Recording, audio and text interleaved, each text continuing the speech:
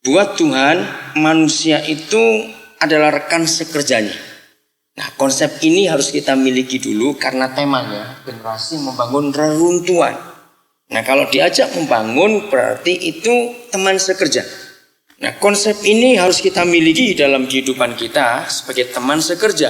Karena kalau kita tidak memiliki konsep ini, maka kekristenan kita, ya seperti kebanyakan di seluruh Kalimantan ini, tradisi saja.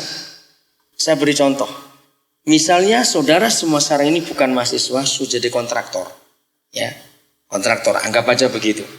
Waktu itu ada kesibukan yang luar biasa dalam hidup saudara sebagai kontraktor di sini. Tiba-tiba Presiden Megawati panggil saudara untuk ke Jakarta. Kira-kira kalau kontraktor dipanggil presiden itu dikasih proyek enggak? Coba jawab, dikasih proyek tidak? Pasti. Nah, begitu sibuknya kita. Tapi presiden panggil, jujur, ditinggal enggak yang sibuk di sini? Kalsel. Betul? Dan itu wajar. Mengapa? Sesibuk apapun saudara bisa tinggalkan. Karena presiden yang panggil akan dijadikan rekan sekerjanya. Ada proyek. Nah, konsep ini yang hampir tidak dimiliki oleh sebagian besar orang Kristen. Bahwa kita ini teman sekerja Tuhan. Ini yang sungguh-sungguh luar biasa. 1 Korintus 3 ayat yang ke-9. Perhatikan. Supaya kita tahu mulai hari ini apa yang Tuhan inginkan dalam kehidupan kita. 1 Korintus 3 ayat yang ke-9. Luar biasa firman ini. Ya, 1 Korintus 3 ayat yang ke-9. Karena kami adalah kawan sekerja Tuhan, partnernya.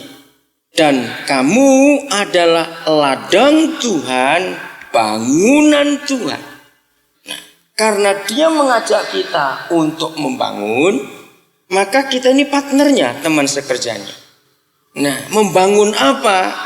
Dalam pergumulan panitia disebut membangun reruntuhan. Kalau disebut membangun reruntuhan, berarti ini sudah pernah ada bangunan, cuma runtuh, betul? Nah, ayat ini yang menolong kita. Lalu bangunan apa yang kita harus bangun lagi dari reruntuhan itu? Jelas sekali, yaitu ladang Tuhan dan rumah atau bangunan Tuhan. Itu yang Tuhan rindukan dalam kehidupan kita. Saya kembali beri contoh tadi. Sekalipun sebagai kontraktor suatu saat saudara nggak punya uang, karena uang yang harus dibayarkan kepada saudara belum diambil misalnya. Tiba-tiba presiden panggil saudara untuk bangun rumahnya yang mau direnovasi. Saya mau tanya kepada saudara, kira-kira walaupun nggak punya uang, saudara nolak atau mengiyakan? Ayo coba jawab, mengiyakan atau menolak? Mengiyakan, cari utangan dulu. Karena ini ada rumah presiden yang perlu dibangun. Tahun berapa ya? Ginting kita ketemu waktu itu. Lupa sudah. Berapa? 99. Saya bersyukur kepada Tuhan. Umur saya sudah hampir 50. Tetapi sampai hari ini. Dan saya percaya entah sampai kapan. Saya tetap diberi kepercayaan Tuhan. Untuk bertemu dengan anak-anak muda. Dengan mahasiswa. Dengan calon-calon pemimpin. Mengapa? Gara-gara ayat ini. Saya itu tiap kali melihat rumah Tuhan. Ini kalau kontraktor yang sipil, maka itu kenapa saya tanya masalah sipil? Karena teknik sipil itu bicara soal bangunan. Arsiteknya itu yang gambar. Kalau hari ini kalian menangkap firman ini, pasti hidup kalian sebagai anak-anak muda akan berubah sungguh-sungguh. Gara-gara firman ini, saudara, saya itu kalau melihat rumah Tuhan yang porak-poranda, saya nggak bisa, saya harus membangunnya. Kenapa? Saya bangga. Bukan presiden yang panggil saya sebagai kontraktor untuk diberikan tender proyek itu, tapi yang buat presiden yang memanggil saya. Mana lebih tinggi? Ngerti ilustrasi ini? Mana lebih tinggi? Nah, siapa rumah Tuhan itu? Semua kita tahu. Siapa rumah Tuhan itu? Kita. Hidup manusia. Nah, rumah Tuhan diporak-porandakan oleh iblis. Hampir saya berkata, nggak ada rumah Tuhan yang utuh. Iblis merusak semuanya itu. Nah, sehingga hidup ini jadi reruntuhan. Nah, saudara dipanggil. Luar biasa tema ini. Generasi yang membangun reruntuhan. Mari kita siapkan. Sampai siang nanti kita akan belajar. Kalau bisa kita bukan cuma membangun reruntuhan, tapi mempersiapkan istilah ini. Tanah-tanah yang masih kosong belum ada bangunan. Bangun yang baik di tempat itu. Siapa menurut saudara kalau saya katakan ini? Itulah anak-anak yang akan lahir. Yang masih dalam kandungan. Bahkan kita akan persiapkan nanti sebelum anak itu jadi. Berarti sebelum orang tuanya menikah. Kalau orang tuanya belum menikah berarti mereka masih pacaran. Ngerti? Nah, kalau selama pacaran tidak disiapkan dengan baik-baik, maka semua anak yang lahir lewat pernikahan itu belum sempat lahir, sudah rusak dulu. Untuk mempersiapkan yang sudah pacaran, kita harus mundur lagi ke belakang. Dipersiapkan sebelum ketemu pacarnya. Mengerti? Istri saya kagum pada dia. Kemana saja dia ketemu ada ibu hamil, kenal ataupun gak kenal. Yang kenal lebih lagi dia pasti panggil. Dia doakan kandungan itu. Sebab waktu bayi umur 5 bulan dalam kandungan, telinganya sudah berfungsi. Nah, salah satu yang membuat saya pertama juga kaget, dan banyak orang yang pertama dengar juga kaget, ketika masih ada anak dalam kandungan, istri saya berdoa, "Adik, kamu sudah punya jodoh nanti." Kan orang tertawa, lahir aja belum kok bilang punya jodoh. Ternyata istri saya punya pergumulan yang berat untuk itu. Jadi ini merupakan siklus. Kita tidak hanya dipakai untuk membangun reruntuhan, berarti sudah ada tanah, sudah ada bangunan tapi runtuh. Tapi kita juga harus mempersiapkan lahan-lahan kosong yang akan dibangun rumah Tuhan. Itulah anak-anak yang belum lahir masih dalam kandungan. Lalu untuk mempersiapkan anak-anak yang belum lahir, persiapan orang tuanya, berarti belum menikah. Kalau belum menikah berarti mereka masih pacaran. Nah, selama pacaran dipersiapkan baik-baik. Kalau sudah siapkan baik-baik selama pacaran, maka akan lebih baik lagi sebelum ketemu pacarnya. Ternyata mundur lagi, akan lebih baik lagi ketika dia masih anak-anak atau remaja, diberitahu. Nah, ini yang kita perlu kenal.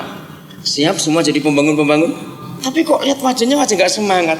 Saya sudah bilang, ini lebih penting daripada dipanggil presiden. Harusnya suruh, wah iya. Nah, mukanya gitu, tenang aja. Yang semangat begitu untuk menerima kebenaran ini. Ini sungguh luar biasa. Tuhan mengajak kita menjadi rekan sekerjanya. Ini gak main-main untuk membangun. Nah, saya mau tanya kepada saudara, karena tahun 78 saya baca sebuah buku yang sejak hari itu saya percaya sampai Yesus datang, itu merubah cara saya berpikir. Judulnya Menuju Takhta. Sayang buku itu gak diterbitkan lagi. Tahun 80-an akhir sudah berhenti penerbitnya. Saya tanya kenapa? Gak laku buku ini. Bukunya tipis. Gak sampai 80 halaman. Tapi isinya luar biasa. Penulisnya Paul Belheimer. Ditukal pasti ada. Kalau mau pinjam silakan. Ya, karena kami dari Yayasan Pesat menekankan untuk membaca. Nah, tahun 78 saya baca buku itu. Paul Belheimer berkata begini. Kalau Tuhan memakai malaikat untuk menyelesaikan pekerjaannya, perhatikan. Kalau Tuhan memakai malaikat untuk menyelesaikan pekerjaannya, pasti pekerjaannya jauh lebih cepat selesai. Ayo bicara soal membangun reruntuhan, malaikat kerja luar biasa. Betul enggak? Malaikat itu kalau disuruh-suruh Tuhan luar biasa. Ibrani mengatakan mereka itu pelayan yang setia. Tapi mengapa Tuhan enggak pakai malaikat? Kenapa pakai kita? Padahal kok kalau pakai malaikat, renungkan sudah. Jauh lebih cepat selesai pekerjaannya. Bahkan sudah berapa abad yang lalu Yesus sudah datang ke dunia. Malaikat itu gak perlu konsumsi, gak perlu akomodasi, gak perlu transportasi. Betul enggak? Bahkan kalau dia datang, belum khotbah, ayo jujur, bertobat gak kita? Lihat mereka. Iya, lebih cepat selesai pekerjaannya. Tapi mengapa dia pakai kita? Saya menangis baca buku itu. Yang mana dia tahu kalau dia menggunakan kita, pasti lambat selesai. Sebab kita banyak aneh-anehnya. Ayo betul enggak? Belum lagi urusan sakit gigi, sakit lutut, urusan pacaran, Tuhan sudah bingung melihat kita. Belum lagi urusan ekonomi, urusan macam-macam. Nah, hargai itu. Setiap kali saya merasa lemah, ketika banyak masalah, banyak tantangan, banyak peristiwa, kalau saya ingat firman itu, saya bangkit lagi. Selemah-lemahnya saya, ternyata bagimu saya tetap berharga. Kenapa enggak pakai malaikat? Renungkan ini. Nah, saya mau tekankan ini sebagai dasar yang pertama untuk saudara miliki konsep yang salah di dalam semua gereja, semua, tidak peduli yang karismatik, Pentakosta sama, apalagi yang Protestan Katolik. Konsep itu berkata, kalau tidak lewat sekolah teologi nggak bisa dipakai Tuhan. Berarti kamu punya jalur yang berbeda. Saya sudah 30 tahun lebih khotbah masalah ini untuk saya hapus kesan itu. Karena kalau hanya orang yang sekolah teologi yang dipakai oleh Tuhan, ini semua jelas penipuan setan dalam gereja. Sehingga pekerjaan Tuhan tidak pernah cepat selesai. Karena masing-masing dibatasi oleh sekolah itu. Nah, Roma 6 ayat 22 itu pegangan saya. Yang belum tahu silakan baca. Kalau saya sebutkan ayat dan saudara belum tahu silakan baca. Saya nggak akan menyuruh membaca kalau saya tahu bahwa saya hafal ayat itu. Jadi saudara harus berinisiatif sendiri. Roma 6 ayat 22 itu jelas mengatakan, siapa yang ditebus, yang diselamatkan oleh darah Yesus, oleh Tuhan Yesus, maka dia jadi hamba-hamba kebenaran. Betul ayat itu? Betul? Nah, jadi hamba Tuhan dan hamba kebenaran tidak dijamin lewat sekolah teologi.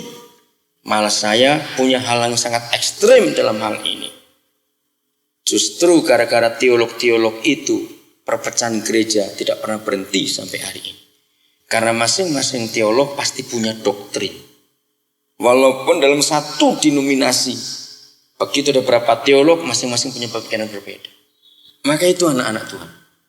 Kalau saudara bukan mahasiswa sekolah teologi, jangan menganggap diri bahwa Tuhan nggak bisa pakai saya. Memang nggak dipakai di dalam kegerejaan. Untuk urusan-urusan rohani nggak apa-apa. Sebab Tuhan memerlukan kita untuk perkara-perkara yang lain dalam kehidupan ini yang masih banyak untuk kita kerjakan. Sudah punya gambaran sekarang? Kenapa kita membangun reruntuhan? Siapa kita? Reruntuhannya bagaimana? Dan ada lahan kosong lagi? Simpan semuanya itu dalam pikiran kita. Kita akan melihat lebih jauh. Yeremia 1 ayat yang ke-5. Saya sangat terganggu dengan ayat ini. Yeremia 1 ayat yang ke-5. Jadi saya akan mulai dengan lahan kosong dulu sebelum bangunan sudah runtuh. Tanya pada yang sekolah teknik sipil. Siapa namamu tadi sipil? Santi. Wajar kalau manusia itu lebih senang bangun baru daripada renovasi. Ya enggak? Ya tosan sebagai sipil kan begitu. Merenovasi itu biaya besar juga. Dan yang bekerja itu nggak bisa bebas. Karena masih ada sisa bangunan. Tuhan ini yang saya kagum. Dia tidak pernah merenovasi hidup orang. Tapi dia selalu buat yang baru. 2 Korintus 5:17 itulah janji Tuhan bahwa dia tidak pernah membuat renovasi. Tapi Tuhan selalu membangun yang baru. Barang siapa di dalam Kristus, dia adalah ciptaan bangunan kejadian yang baru. Yang lama lenyap. Yang baru itu terbit. Nah itu Tuhan kita. Dia nggak mau merenovasi. Maka itu dia harus hancurkan total. Lalu dia bangun kembali. Yang baru sesuai kerinduannya. Masih ingat di Yeremia 18. Ketika hari itu mulai ayat 1 sampai yang kelima. Yeremia 18. Ketika Yeremia dipanggil Tuhan untuk ke rumah tukang periuk. Masih ingat? Lalu dia melihat tukang periuk sedang mengerjakan sesuatu. Ternyata rusak. Nah yang luar biasa. Tidak diperbaiki yang rusak. Tapi ditulis dalam ayat yang keempat dan 5. Yeremia 18. Maka tukang periuk itu membuatnya jadi bejana lain. Bejana baru. Menurut apa yang baik bagi dia. Jadi saudara-saudara, Tuhan tidak pernah merenovasi hidup. Dia merubah total dan dia buat bangunan baru. Katakan amin. Ini yang sungguh-sungguh luar biasa. Yeremia 1 sekarang. Inilah bentuk bangunan baru itu. Maka itu hanya agama Kristen ada istilah lahir baru. Kembali ke rahim Tuhan, lalu kita dibentuk jadi baru. Bukan diperbaiki, total baru. Yeremia 1 ayat 5. Sebelum aku membentuk engkau dalam rahim ibumu, aku telah mengenal engkau. Ada 3 fase saudara. Bicara hidup manusia yang adalah bangunan Tuhan dan rumah Tuhan, ada 3 fase. Fase pertama sebelum Yeremia dibentuk oleh Tuhan dalam rahim ibu. Ternyata papa di surga sudah mengenal. Nah ini buat saya syok pertama kali dapat payuan ini. Kira-kira tahun 78, awal 79. Kalau Yeremia belum dibentuk dalam rahim, berarti papa mamanya sudah menikah atau belum? Nah ini yang mengagetkan. Bagaimana orang tuanya aja belum menikah? Berarti kan belum ada anaknya. Tapi mengapa anaknya sudah dikenal dulu oleh Tuhan? Wah sulit dimengerti. Nah, di dalam teologi nggak akan ketemu doktrin ini. Kecuali Roh Kudus yang menerangkan. Nah hal-hal seperti ini yang saya senang mempelajari Alkitab. Ayo kita teliti, kita cari. Luar biasa papa kita. Sebelum papa mama kita menikah, ternyata anak-anak itu sudah dikenal dulu oleh Tuhan. Beri tanda Yeremia 1, karena kita akan kembali ke situ nanti. Sekarang lihat Efesus 1 ayat 4. Itu lebih kaget lagi. Efesus 1 ayat yang keempat. Perhatikan, yang belum pernah tahu. Sebab di dalam Kristus, Efesus 1 ayat 4, sebab di dalam Kristus Yesus, Bapa pencipta alam semesta, sudah atau akan atau nanti, Alkitabnya bilang apa? Past tense bukan? Ya, sudah memilih kita sejak kapan? Itu lebih hebat lagi, sejak dunia belum dijadikan supaya kita hidup kudus di hadapan Dia. Saya punya 4 tafsiran Alkitab dengan 4 penulis. Pertama saya sangat gunakan barang ini. Tapi tambah lama saya hidup dalam Tuhan, malah bingung saya baca tafsir. Lebih baik saya bergantung pada Roh Kudus. Kalau dia tafsiran pasti nggak pernah salah. Kalau dunia belum dijadikan, berarti Adam dan Hawa sudah ada atau belum? Membingungkan nggak? Bagaimana Adam dan Hawa belum ada karena dunia belum jadi? Ternyata Papa sudah pilih kita sejak waktu itu. Gabungkan dengan Yeremia 1 ayat 5 tadi. Kalau papa mamanya belum menikah, anaknya sudah dikenal. Gabungkan lalu bertanya gini, lalu kami di mana waktu itu Tuhan? Boleh nggak bertanya seperti itu? Lalu kami ini di mana? Kenapa engkau bisa kenal? Ketika dia jelaskan, saudara saya menangis. Maka itu ketika siapa ya? Yonatan Prawiro atau siapa yang ngarang lagu? Kau telah memilihku.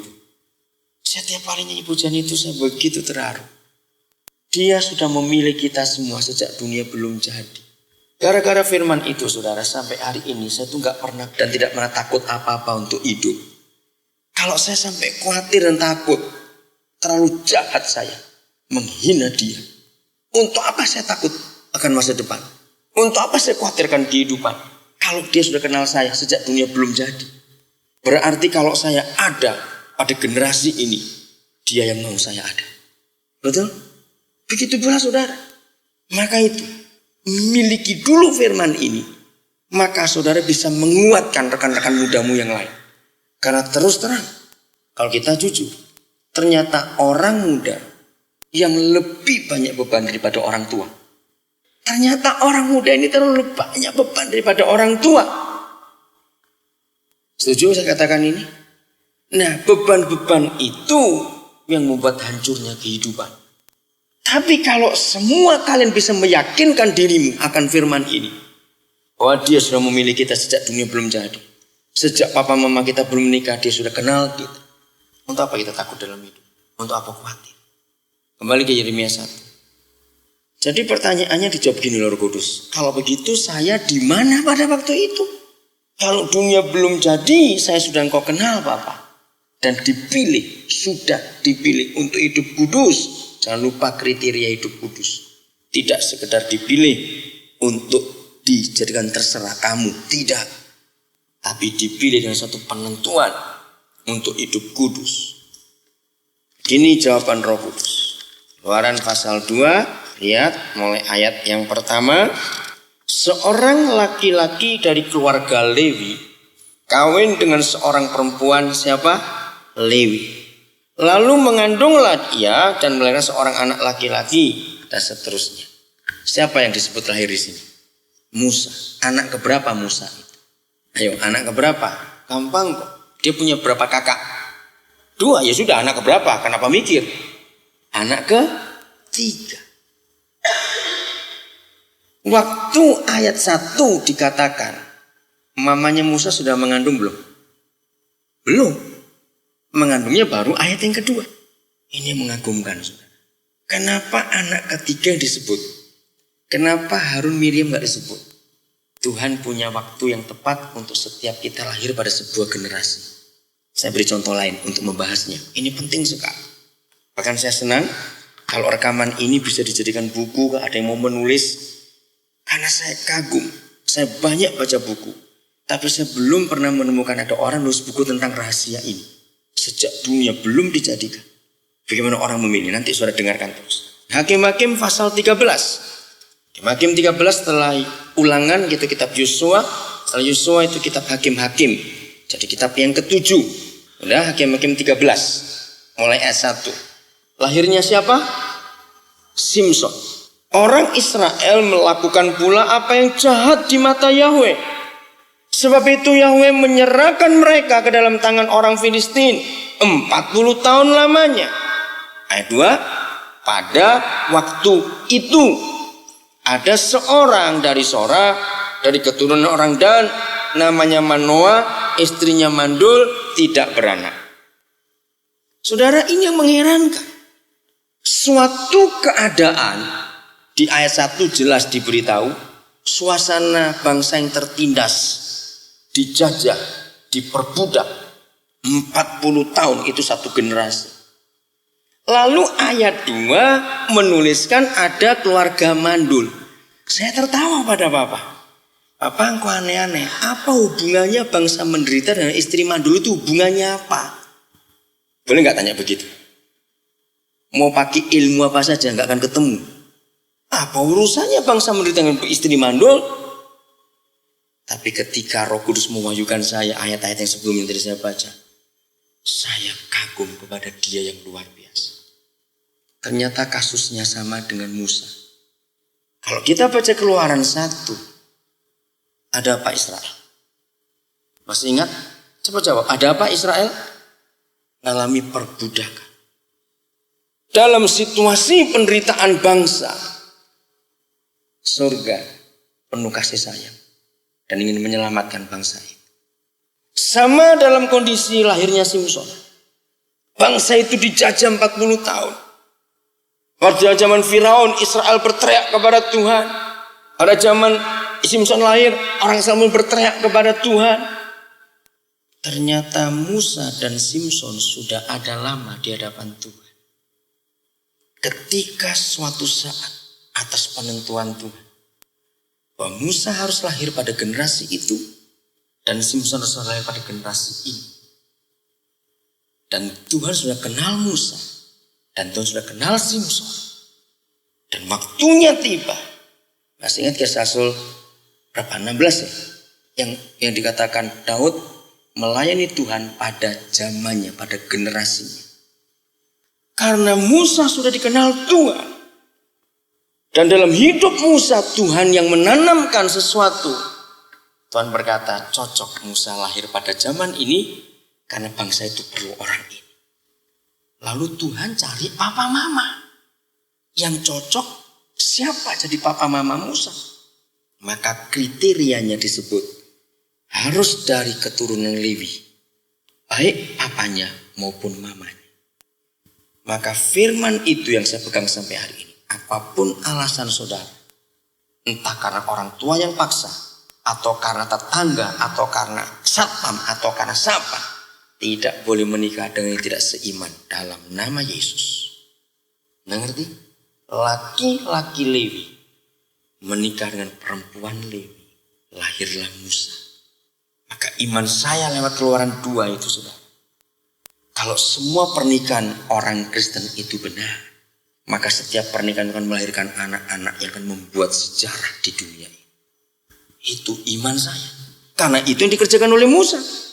Karena laki-laki Lewi dan menikah dengan perempuan Lewi, maka anaknya yang namanya Musa menjadi pembuat sejarah. Abraham belum tentu diterima oleh semua bangsa di dunia. Daud belum tentu diterima oleh semua bangsa di dunia. Tapi saya kagum dengan Musa. Musa itu diterima oleh semua bangsa di dunia. Sebab Musa adalah the lawgiver. Dia adalah orang pertama di dunia yang menerima hukum. Kalau saudara kuliah di fakultas hukum, baca literatur tentang hukum, maka semua tulisan tentang hukum akarnya pasti akan menuju kepada Musa. Sebab Musa adalah orang pertama di dunia yang menerima hukum perdata dan hukum pidana. Dan itu ada di 5 kitab Taurat itu. Hebat sekali. Maka itu sejak saya mengerti kebenaran ini, saya persiapan betul-betul anak-anak saya untuk melihat ke depan. Sudah terlalu banyak anak-anak yang lahir dari keluarga Kristen, anak-anak yang rusak. Karena papa mamanya rusak duluan sebelum menikah. Mengerti kata-kata itu? Karena papa mamanya rusak duluan sebelum menikah, maka itu anak-anak orang Kristen rusak. Padahal di surga sampai hari ini, saya sangat percaya. Karena firman tidak pernah berubah. Di surga sampai hari ini saudara, masih terlalu banyak orang-orang yang dikenal oleh Tuhan itu. Dia tinggal tunggu papa mamanya yang cocok untuk dititipkan anak-anak itu. Mengerti kebenaran ini? Jadi Musa dan Simson sudah ada di hadapan Tuhan. Begitu pula Yeremia. Apa tinggal cari suami istri mana yang cocok. Nah, kembali terus kalau mendapat pewahyuan firman, cari ayatnya lagi. Jangan puas dulu. Saya cari lagi ayatnya. Beri saya satu ayat lagi yang menguatkan tuh. Roh Kudus bilang begini. Daniel, kira-kira waktu Yesus akan lahir, aku pilih gak papa mamanya? Wah, saya gak pernah mikir tuh sebelumnya. Tapi karena dia membayukan tentang Simson, tentang Musa, saya jawab pasti sudah. Betul. Matius 1 itu menjelaskan siapa Yusuf dan siapa Maria. Jadi ada kriteria. Kalau sekedar cari perawan waktu itu, apa di surga? Nggak susah. Zaman itu gadis masih cukup banyak karena hukum Taurat masih berlaku. Perzinahan hukumannya mati. Jadi ternyata nggak sembarang gadis yang dicari. Gadisnya sudah dapat, tapi Tuhan harus cari nanti siapa calon papanya. Matius 1 menjelaskan, nanti saudara baca sendiri siapa Yusuf, siapa Maria. Luar biasa. Nah, tapi ayat yang paling menguatkan saya, Lukas pasal 2. Lihat Lukas pasal 2. Ada hal yang sangat indah. Dan ini salah satu cara kita belajar firman Tuhan, saudara. Apalagi saudara sebagai mahasiswa, calon-calon, cendekiawan, ilmuwan. Perhatikan, Lukas 2 ayat 51. Lalu Yesus pulang bersama-sama mereka ke Nazaret. Nah, garis bawahi kalimat berikut ini yang dahsyat. Dan Yesus tetap hidup dalam asuhan mereka. Dan ibunya menyimpan semua perkara itu di dalam hati. Garis bawahi firman yang mengatakan Yesus tetap hidup dalam asuhan mereka. Jadi Yusuf dan Maria. Saya kagum saudara. Jadi kalau di surga Tuhan mengenal pribadi-pribadi yang akan dilahirkan pada generasinya, maka Tuhan harus mencari suami istri yang cocok dengan hati Tuhan untuk dititipi orang-orang hebat itu tadi. Kalau sampai Tuhan salah memilih, hancur orang itu. Coba bayangkan. Kalau ini Tuhan Yesus, ini anaknya sendiri. Tapi tetap diasuh oleh 2 orang manusia yang adalah papa mama. Mengerti kata-kata ini? Ini sungguh luar biasa. Maka itu kalau kalian salah menikah, bukan itu yang jadi jodohmu, tapi kamu paksa. Maaf, tidak akan Tuhan titipkan orang-orang hebat itu kepada pernikahanmu nanti. Amin kan? Ngerti gak? Boleh gak saya berkesimpulan seperti itu?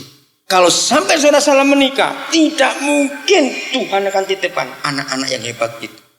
Tuhan rugi. Dari mana saya punya pola pikiran seperti ini saudara? Sebelumnya dasarnya apa? Ini perlu dimiliki. Saudara, saya sempat marah kepada Tuhan ketika saya masih SD dan SMP. Kenapa saya marah? Saya marah kenapa saya dilahirkan sebagai orang Tionghoa. Kami tinggal di desa, di satu kabupaten di Jawa Timur.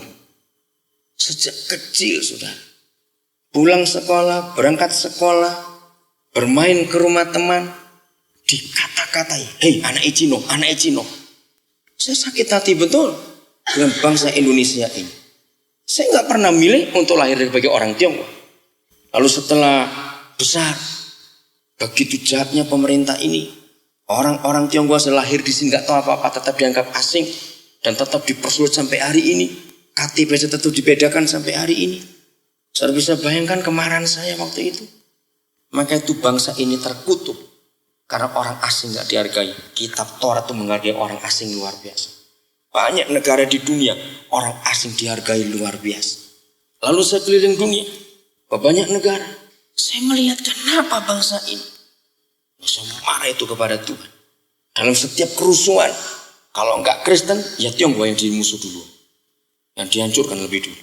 Tapi suatu hari, saudara, Roh Kudus menunjukkan kepada saya tentang kebenaran luar biasa saya itu. Saya berubah sama sekali tentang konsep ini. Dia berkata gini kepada saya, Daniel, cuma ada satu hal dan satu hak yang kau gak pernah berikan kepada setiap manusia di dunia. Yang lain terserah.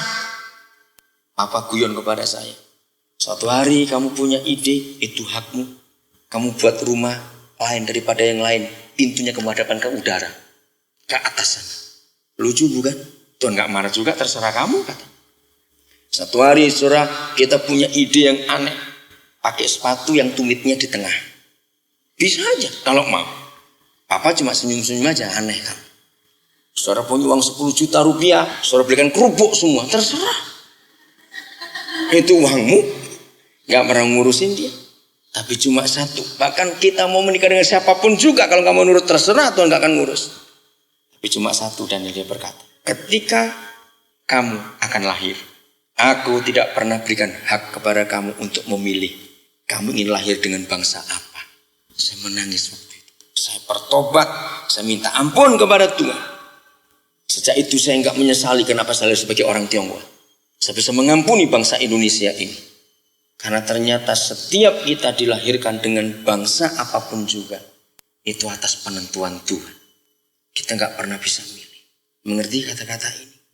Nah, dari situ saya menemukan kebenaran-kebenaran ini. Luar biasa Tuhan. Saya itu suka meneliti, saudara. Saya pernah lama di Jerman. Nah, tahun 83 sampai 84 itu saya di Jerman. Saya merintis gereja Indonesia. Ada puluhan, sampai sekarang masih ada gereja itu. Nah, sambil perintisan itu, mahasiswa Indonesia 100% waktu itu jemaatnya. Di lebih dari 15 kota di Jerman. Saya tuh kagum dengan bangsa Jerman. Gimana kagum? Mereka itu merdekanya sama dengan kita. Agustus 45. Hitler mati itu akhir Agustus, saya lupa tanggal 45. Dengan matinya Hitler, maka Jerman lepas. Indonesia Agustus 45, 17. Yang saya cemburu kepada Jerman adalah bagaimana negara itu dalam waktu tidak sampai 5 tahun. Jadi tahun 50-an sebelum bulan Agustus 50, Jerman sudah mulai tampil jadi negara industri. Itu yang saya cemburu sekali. Ada banyak perbedaan. Indonesia tetap lebih menang dari Jerman. Kenapa kita terpuruk bahkan sampai hari ini? Sudah 58 tahun merdeka, masih punya utang dan jadi pengemis kita ini kepada negara-negara donor. Apa sebabnya? Nah, saya itu suka tanya begitu. Jawabannya, saudara. Saudara lihat perbedaannya. Satu, Jerman hanya punya batu bara. Tidak punya minyak, nggak punya emas, nggak punya apa-apa seperti Indonesia, kekayaan alam.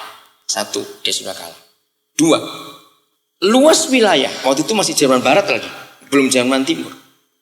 Waktu masih Jerman Barat saja, saudara, negara Jerman itu nggak lebih besar daripada provinsi Jawa Barat. Indonesia, luar biasa. Tiga, jumlah penduduk. Jerman kalah jauh dengan kita, walaupun tahun 45 tetap lebih banyak Indonesia. Betul?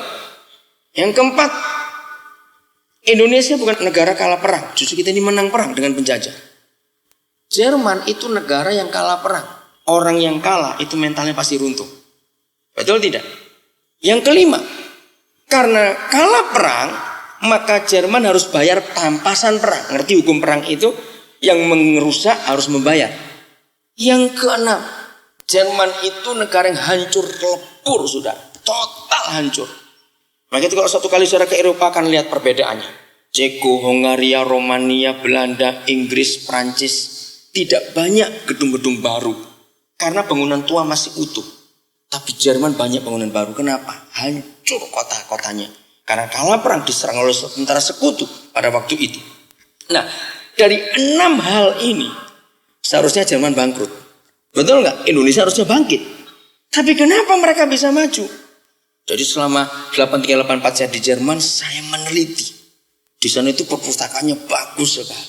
Saya cari data. Datanya itu mengagetkan sekali. Maka itu besok kalau kalian jadi pemimpin, ingat firman ini. Ketika pemerintahan Jerman yang baru itu tampil setelah terpuruk hancur, maka pemerintah Jerman itu minta penasihat gereja. Waktu itu para pastor, para pendeta jadi pendamping pemerintah yang masih baru. Nah yang heran lagi buat saya, sampai hari ini, saya baru meninggalkan Jerman 14 Oktober yang lalu. Dan yang kali ini saudara, saya sudah 54 kali ke Jerman sejak tahun 81. Jadi saya hafal betul negara itu dan saya kenal betul. Jerman adalah satu-satunya negara di dunia, nggak ada tandingannya. Semua orang sekolah itu tidak pernah bayar. Baik orang-orang asing, itu yang mengganggu pikiran saya. Jadi sampai hari ini kalau orang sekolah di Jerman gratis, saudara. Jadi dokter Eng-nya Habibie itu gratis juga. Dia nggak bayar sama sekali itu. Nah saya tuh tanya uang dari mana negara ini. Jadi orang asingnya pun sekolah nggak bayar. Asuransi pun untuk kesehatan, untuk mahasiswa-mahasiswa asing gratis juga. Wah saya cemburu sekali. Nah ternyata jawabannya ketika mereka hancur dan mau bangkit, Tuhan mereka andalkan. Katakan amin. Amin.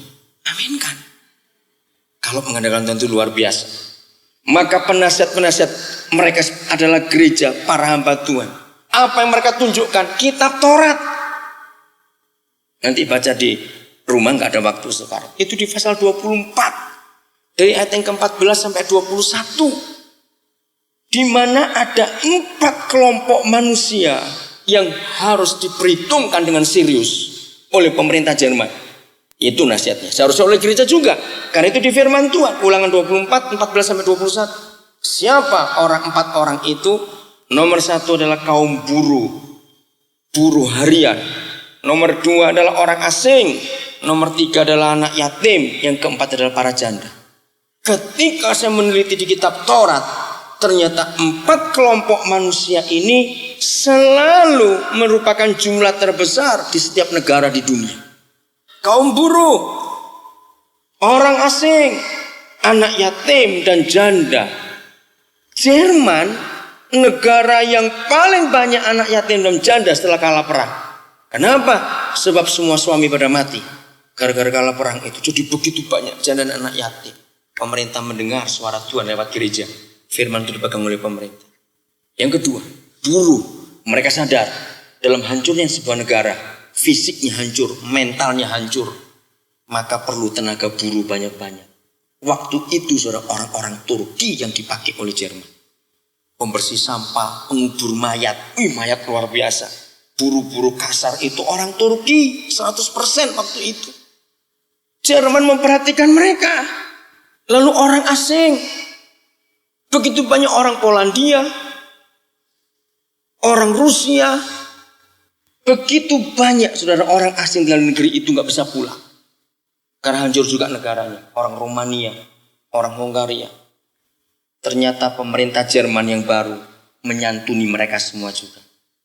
Termasuk mahasiswa-mahasiswa asing yang sekolah dipelihara seperti warga negara sendiri di negara. Dari situ saya melihat perbedaan mengapa Indonesia hancur. Sebab rakyatnya sendiri masih dianggap asing. Lahirnya di negara ini. Berapa banyak orang-orang Tionghoa yang sudah bergenerasi lahir di negara ini tetap dianggap asing oleh pemerintah. Ternyata kaum buruh, orang asing, anak yatim dan janda itu kesayangan Tuhan. Maka itu ingat besok kalau engkau menjabat jadi pemerintah dimanapun juga, perhatikan hukum Taurat ini. Luar biasa. Karena Jerman takut Tuhan dan memperhatikan orang-orang itu, maka itu Tuhan memberkati mereka dan negara maju sampai hari ini. Karena mereka perlu uang banyak untuk nyantuni orang asing, anak yatim dan janda. Kalau Tuhan tidak memberkati mereka, dapat uang dari mana? Lalu orang asing, anak yatim, janda itu bagaimana? Dan akhirnya saudara, setelah saya keliling ke banyak negara di dunia yang tadinya berbasis Kristen, negara barat, misalnya Australia, Kanada, Amerika, Belanda, Perancis, saya keliling.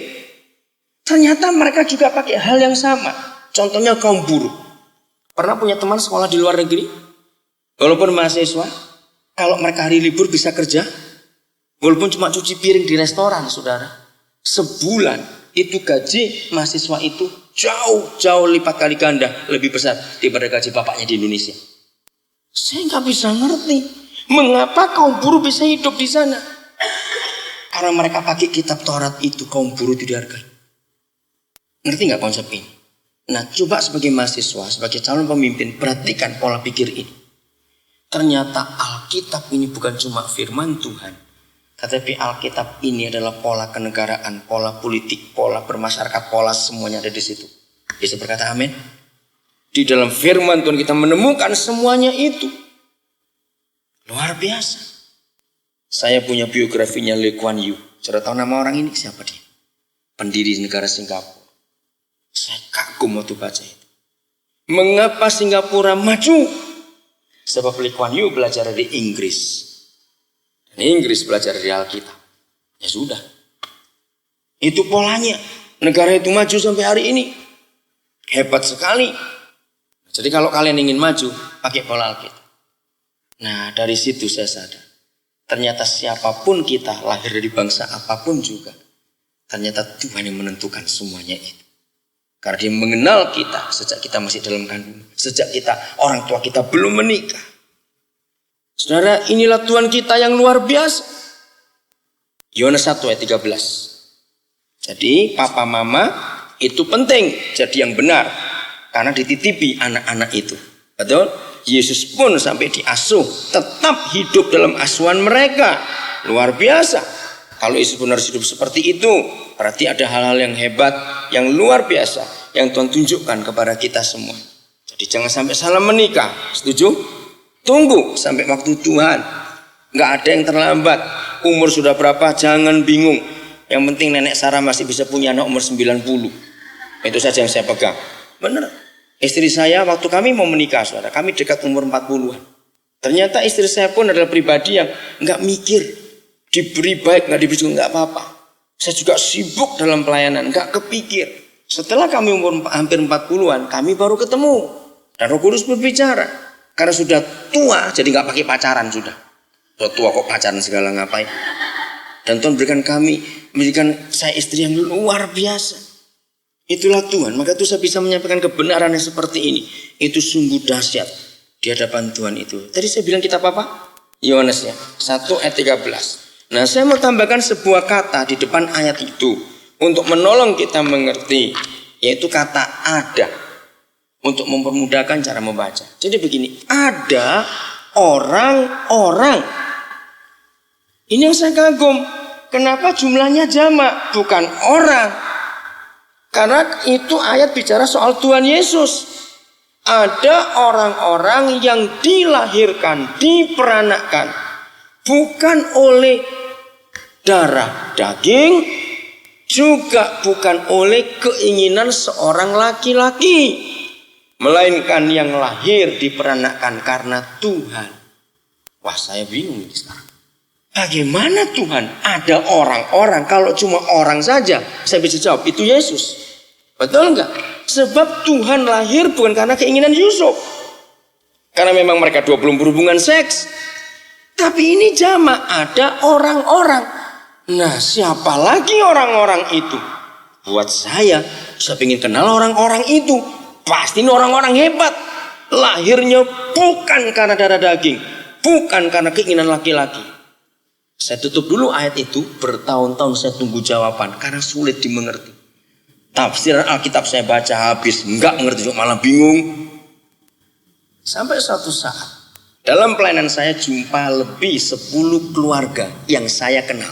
Dan belasan keluarga ini sebelum bertobat itu sudah punya anak. Begitu mereka lahir baru menjadi orang Kristen, anak sudah besar-besar, tahu-tahu mereka diberi satu lagi bonus anak. Bingung mereka. Pernah punya kenal nggak keluarga seperti itu? Saya mau terbuka dengan ayat ini. Ternyata saudara 100% anak-anak yang lahir tanpa ditunggu, tanpa diminta, tanpa diharapkan. Sebab orang tuanya sudah punya anak gede-gede. 100% saudara, anak-anak itu anak-anak yang luar biasa. Dalam hal rohani, dalam hal kepintaran, dalam hal karakter. Coba saudara teliti mulai hari ini kalau ketemu temanmu, keluarga kakakmu atau siapa lagi yang sudah belum bertobat, sudah punya anak 2, 3 atau lebih, tiba-tiba begitu lahir baru, berapa tahun kemudian dapat satu lagi. Bahkan ibunya pun sudah pikir sudah deket 40-an, nggak mungkin melahirkan. Nah, di situ jawabannya muncul. Ternyata anak-anak yang lahir terakhir itu pasti anak-anak yang bukan keinginan hawa nafsu, bukan keinginan orang tuanya. Memang gak ingin kok. Tuhan yang ingin. Ada orang-orang yang diperanakan. Mengerti? Maka itu kalau menikah besok, waktu kalian berhubungan seks suami istri, jangan ada hawa nafsu.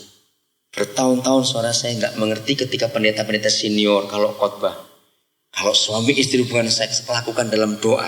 Pasti pikir aneh gitu aja sembahyang. Ngapain? Nah setelah tahu ayat ini luar biasa. Kalau suami istri melakukan hubungan seks dengan doa, pasti bukan karena hawa nafsu anak itu lahir. Tuhan yang ingin anak itu ada di situ. Mengerti sekarang? Tapi yang lain lagi, saya terus mencari ayat itu. Di mana dan bagaimana Tuhan? Maleakhi 2 ayat 15. Sebelum Matius ya, kitab terakhir. Maleakhi 2 ayat 15. Perhatikan firman ini. Saya begitu terharu melihat kasih Tuhan yang luar biasa ini. Maleakhi 2 ayat 15. Maleakhi 2:15 saya akan baca. Bukankah Tuhan yang satu itu menjadikan suami istri laki perempuan dari apa dan apa? Daging dan roh. Dan apakah yang dikehendaki Tuhan, saya tambahkan kata itu, dari pernikahan itu, kesatuan itu. Ini yang membuat saya bertanya-tanya. Kalau Tuhan kita, Papa kita menjadikan laki dan perempuan dari daging dan roh, lalu mereka dikawinkan oleh Tuhan, lalu Tuhan tanya, apa yang aku kehendaki dalam kesatuan itu? Dia jawab sendiri, dia tanya sendiri, jawab sendiri. Karena memang dia tahu kita nggak bisa jawab. Apa jawabannya? Alkitab saudara bilang apa? Keturunan ilahi. Saya bertanya. Maka itu saudara, hubungan kita dengan Papa di surga itu hubungan yang akrab, yang indah, yang rileks, yang enak sekali. Kekristenan itu bukan agama. Saudara. Kalau Kristen itu agama penuh dengan peraturan, kita nggak pakai peraturan. Sembahyang sewaktu-waktu boleh, nggak pakai hadap sini hadap situ, nggak pakai begini nggak pakai begitu, luar biasa. Nggak pakai baju ini baju itu, tidak, sewaktu-waktu boleh. Bahkan lebih kagum lagi, semua agama di dunia itu kalau sampai sembahyang lalu kentut itu batal. Kalau kita lanjut, Papa nggak sibuk dengan barang itu, luar biasa. Bisa amin nggak? Betul? Pernah sadar nggak? Ini bukan agama. Lagi berak pun boleh. Nggak ada masalah. Luar biasa Tuhan kita. Maka itu kalau bersekutu dengan dia yang akrab, yang rileks, itu cara saya dengan dia. Lalu saya tak begini, Papa, jangan marah, saya bilang. Yang kawin kami, bagaimana yang punya anak bisa engkau di situ? Boleh nggak tanya begitu? Apakah yang kukehendaki dari kesatuan laki perempuan yang dari daging dan roh? Dia menjawab, keturunanku. Hah? Kapan kau ikut punya anak dengan kami? Renungkan anak-anak Tuhan. Generasi yang membangun reruntuhan. Ingat, lebih baik kita bangun lahan baru. Persiapkan pernikahan yang betul. Amin. Persiapkan pernikahan yang betul. Ternyata Setiap kali kita menikah sebagai orang-orang percaya, dari pernikahan-pernikahan itu harus lahir keturunan-keturunan Tuhan yang akan memberkati dunia ini. Saya ulangi lagi, setiap kali Kristen itu menikah, maka harus lahir keturunan-keturunan ilahi di bumi. Saudara, Tuhan luar biasa. Ternyata apa yang dia firmankan di Kejadian 1, berkali-kali dia berkata, beranak cuculah, bertambah banyaklah, penuhilah bumi. Betul? Mengapa?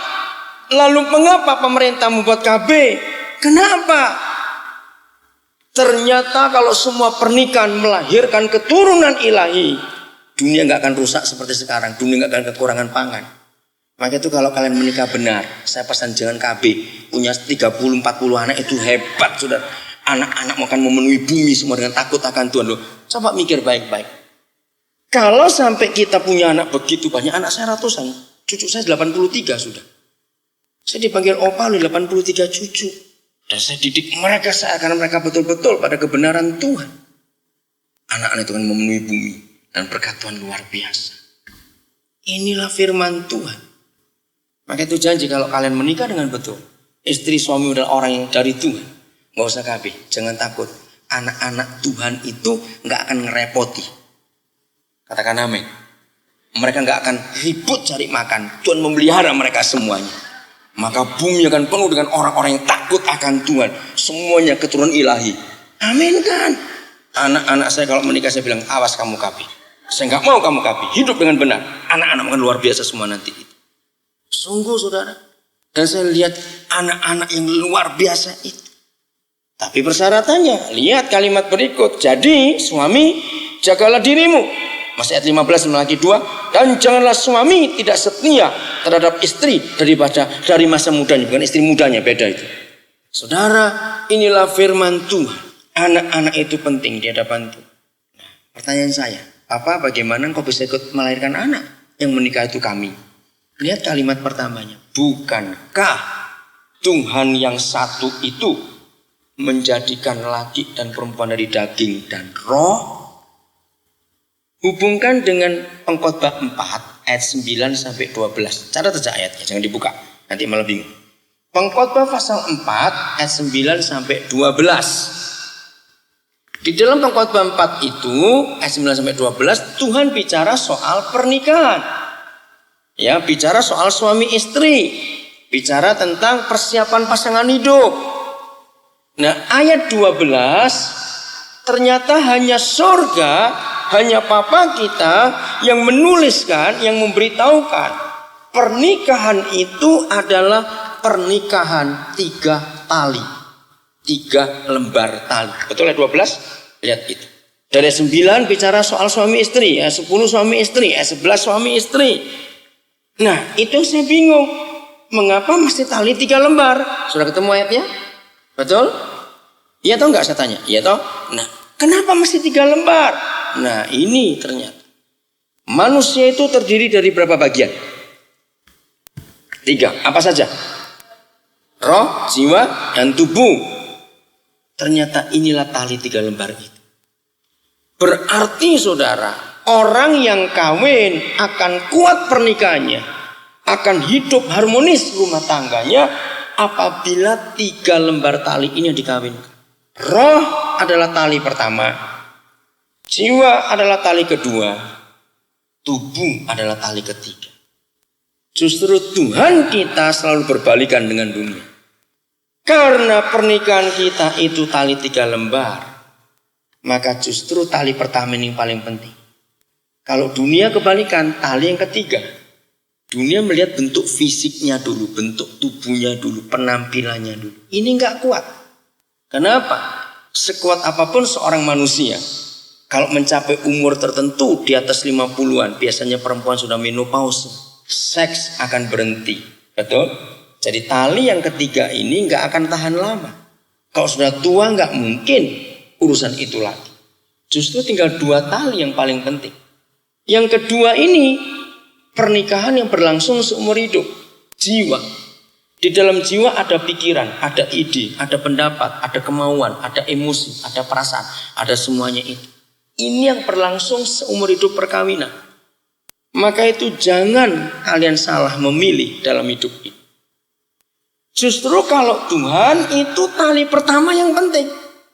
Daging kawin dengan daging itu nggak masalah. Mau suku bangsa apa saja tidak masalah. Kulitnya putih, kulitnya hitam, kulitnya kuning, kulitnya merah, hijau nggak ada. Ya, itu nggak masalah. Sebab daging yang kawin dengan daging tetap daging, lahirlah daging, betul? Bayi itu masa lahir angin? Ngerti kata-kata saya ini? Jadi pasti ada daging. Ini nggak masalah. Biar dagingnya belang-belang tidak masalah. Ya. Tapi yang masalah itu roh, saudara. Bayangkan kalau si suami penuh Roh Kudus, istrinya penuh roh kuda, anaknya roh apa ini nanti? Ini cuma istilah saja. Ngerti? Istrinya penuh Roh Kudus, tapi suaminya penuh Roh Kudus. Nanti anaknya jadi apa? Maka itu bagaimanapun juga tidak boleh yang tidak seiman. Dengar ini. Bukankah Tuhan yang esa menjadikan mereka itu daging dan roh? Nah, di sini baru ketahuan. Kalau dagingnya kawin, mau warna apa kulitnya, buat papa nggak masalah. Maka itu jangan beda-bedakan warna kulit atau ras. Awas. Orang Tionghoa dan orang Batak itu paling keras. Anaknya harus kawin dengan orang sesuku. Bertobat itu orang. Enggak ada ayatnya harus satu suku. Tidak ada ayatnya. Yang penting satu roh. Masalahnya ini dia. Jadi Tuhan ikut punya anak dalam pernikahan kita. Yang disebut keturunan ilahi. Lewat roh kita masing-masing. Katakan amin. Maka itu bagaimanapun alasannya. Yang tidak seiman tidak boleh. Langsung putusan hari ini dalam nama Yesus. Jangan tertawa, saudara, ini serius. Nanti anakmu anak apa? Mari kita baca 1 Korintus 7. Ini bicara soal keturunan. Ini nggak bisa, sama sekali tidak. Kalau memang itu jodoh dari Tuhan, biar dia bertobat dulu, urusan Tuhan nanti. Tapi saudara jangan menobatkan karena pacaran, nggak ada ayatnya juga. 1 Korintus 7 ayat 12 maksud saya sampai 14. Paulus menulis ayat ini itu bagi yang sudah terlanjur menikah dan sebelumnya belum mengerti firman. Tapi setelah mengerti firman nggak boleh dipakai. Amin. Harus benar. Ayat 12 sudah 1 Korintus 7. Kepada orang-orang lain, aku bukan Tuhan, katakan. Kalau ada seorang saudara beristrikan seorang yang tidak beriman dan perempuan itu mau hidup bersama-sama dengan dia, janganlah saudara itu menceraikan dia. Yang kebalikan sekarang ayat 13. Dan kalau ada seorang istri bersuamikan seorang yang tidak beriman dan laki-laki itu mau hidup bersama-sama dengan dia, janganlah ia menceraikan laki-laki itu. Ini yang sudah terlanjur, yang belum mengerti firman ini. Ayat 14. Karena suami yang tidak beriman itu dikuduskan, ditarik, diselamatkan oleh istrinya yang beriman tadi. Dan istri yang tidak beriman ditarik, diselamatkan, jadi kenal Tuhan Yesus gara-gara oleh suaminya yang beriman tadi. Nah, perhatikan kalimat ini yang berbahaya. Andai kata tidak demikian, niscaya anak-anakmu adalah anak apa?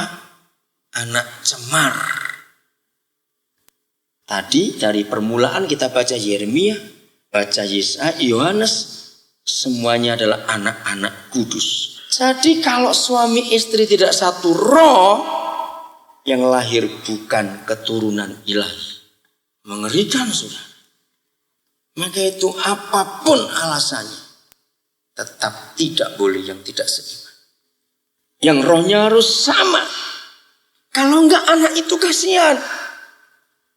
Kejadian 6. Ini caranya mempelajari kitab. Kita cari terus ayat-ayatnya. Kejadian pasal 6. Ada apa ini? Dunia rusak, dunia hancur. Ayat yang keempat. Kejadian 6 ayat 4. Pada waktu itu orang-orang raksasa ada di bumi. Nah, bertahun-tahun saya cuma mendengar khotbah ya saja. Ini orang-orang hebat. Ternyata tidak. Terjemahan yang betul adalah begini. Pada waktu itu monster itu ada di bumi. Monster, orang-orang jahat yang rusak kelakuannya. Kenapa? Dan pada waktu sesudahnya. Kenapa? Dan kapan? Kata pada waktu itu kapan? Ketika, ini jawabannya, anak-anak Tuhan menghampiri anak-anak manusia dan mereka melahirkan monster-monster bagi mereka. Inilah orang-orang yang Gagah Perkasa bukan arti ini positif. Inilah orang-orang yang merusak di zaman purbakala. Orang-orang yang terkenal karena perbuatan jahat. Terjemahannya harus begitu. Kenapa bisa begitu? Lihat ayat 2. Maka anak-anak Tuhan melihat bahwa anak-anak manusia itu cantik-cantik, cakep-cakep.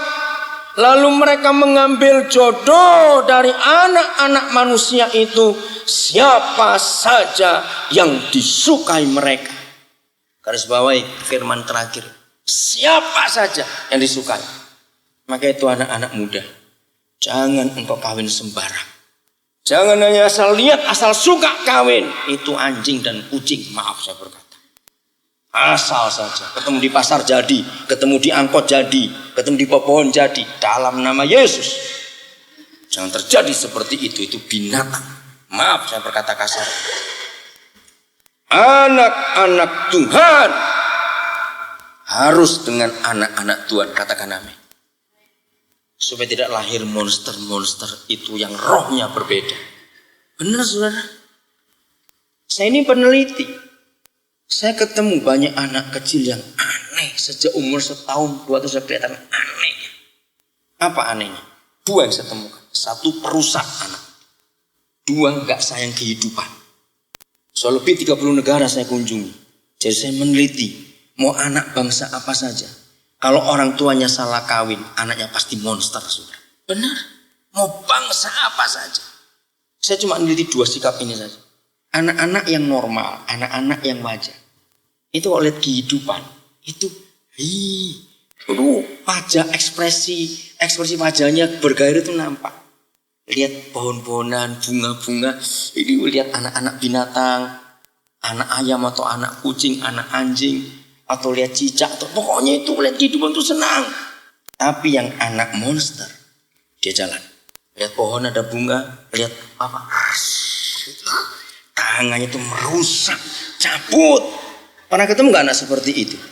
Nah, karena saya neliti. Lalu, kalau lihat anak binatang, yang lain ini, senang. Yang ini endap-endap, dia pegang ekornya, diputar itu. Dia makin bangga kalau si binatang teriak-teriak ketakutan. Saudara jangan tertawa, ini serius. Itu monster betul anak itu. Kalau lihat yang kecil-kecil lagi binatang itu nggak disayang, dia bunuh. Saya pernah lihat anak-anak lagi main, tiba-tiba dari atas pohon jatuh seekor anak burung dari sarangnya. Yang lain senang, yang ini yang dipotas itu lahirnya. Dan dia senang lihat darah. Saudara, itulah monster. Lalu yang kedua cirinya itu, kalau punya mainan, melihat mainan temannya, cenderung merusak. Banting, robek. Nah setelah saya teliti, ternyata betul. Walaupun itu anaknya orang Kristen, biasanya itu anak pertama, pasti hamil sebelum menikah. Pasti sudah. Maaf saya tidak menghakimi, tapi ini fakta. Anak-anak yang dilahirkan dalam cara yang salah, karena orang tuanya menikah salah, walaupun sama-sama Kristennya, ternyata monster juga lahirnya. Ngeri anak-anak seperti itu. Biasanya itu anak ditolak. Papa mama belum siap punya anak mau digugurkan. Dari kecil kelihatan dia bandelnya itu enggak wajar. Kalau dipukul salah itu enggak akan nangis, malah nantang melotot matanya. Tapi kalau enggak dipukul minta apa enggak dituruti, nangisnya bisa 3 jam 4 jam. Sampai jengkel anak seperti itu. Maaf, kalau itu kemenakanmu, tanya kakakmu. Pasti ada kasus hamil sebelum menikah. Setelah kalian dengar pengajaran ini, Apakah kalian akan membiarkan generasi berikut tetap rusak karena pernikahan yang salah? Saya ulangi lagi, setelah mendengar firman ini, ambil keputusan. Itu yang Tuhan rindukan. Keturunan ilahi yang lahir ke bumi. Jangan lahirkan anak-anak cemar lagi. Sudah terlalu banyak, pusing kita ngurus sudah. Betul enggak? Maaf saya berkata. Anak-anak seperti itu perusak sampai dewasa pun perusak. Dan mengerikan lagi kalau mereka besar lalu kawin, rusak lagi. Putuskan lingkaran setan ini lewat generasimu. Katakan amin. Putuskan. Mulailah menikah dengan cara yang benar. Adik-adikku, saudaraku orang muda. Karena Tuhan rindu seperti itu. Maka itu Alkitab adalah satu-satunya buku di dunia yang paling teliti bicara soal pernikahan. Paling teliti dia. Tidak ada buku lain. Betul? Alkitab adalah buku yang paling teliti. Betapa bahagianya rumah tanggamu nanti. Walaupun kau tidak terlalu kaya dan bukan orang kaya. Tapi kalian punya 5, 6, 7, 8 anak. Semuanya anak-anak ilahi. Bangga dan bahagia rumah tanggamu. Enggak akan kekurangan makan. Percayalah. Itu anak-anak yang hebat sekali. Amin. Maka itu jangan sembarang kau dalam berpacaran. Hanya asal tertarik. Jangan. Lebih baik minta jadikan aku buta. Tuh, supaya gak tertarik dengan orang. Sampai waktu Tuhan datang. Dia memberitahu itu jodohmu. Hasilnya akan luar biasa. Yeremia 1 ayat 5. Ada 3 fase untuk melahirkan keturunan ilahi. Anak-anak yang hebat. Fase pertama kita sudah lalui. Dipersiapkan sejak belum lahir. Berarti dipersiapkan sejak orang tua belum menikah. Maka Tuhan mengenal orang-orang itu. Ya karena pasti kenal itu anak-anaknya kok. Betul? Jadi semua keturunan ilahi pasti dikenal dulu oleh Tuhan. Karena mereka sudah ada di hadirat Tuhan. Maka Tuhan tinggal cari siapa papa mama yang cocok untuk anakku yang ini. Kalau menikah dengan benar, luar biasa. Fase kedua. Dan sebelum engkau keluar dari kandungan. Berarti papa mama sudah menikah belum? Sudah, karena sudah mengandung. Jadi waktu masih dalam kandungan. Kalau itu keturunan ilahi. Baca firmannya bilang apa? Aku telah apa? Menguduskan engkau. Coba bayangkan saudara. Kalau yang saudara kandung itu anak-anak yang kudus seperti ini. Percayakah mereka buat masalah selama hidup? Tidak akan. Betul? Tidak akan. Musa, Simpson, kita sudah baca tadi. Yeremia, Yesus. Dan anak-anak yang hebat-hebat yang saya tunjukkan tadi contoh-contohnya. Pasti bukan anak bermasalah. Karena itu anak-anak kudus. Terima kasih Bapak. Di surga masih banyak pribadi-pribadi hebat. Tinggal tunggu papa mamanya siapa. Amin kan? Jadi punya 10 mau toh? Lalu saya tanya mau? Mau.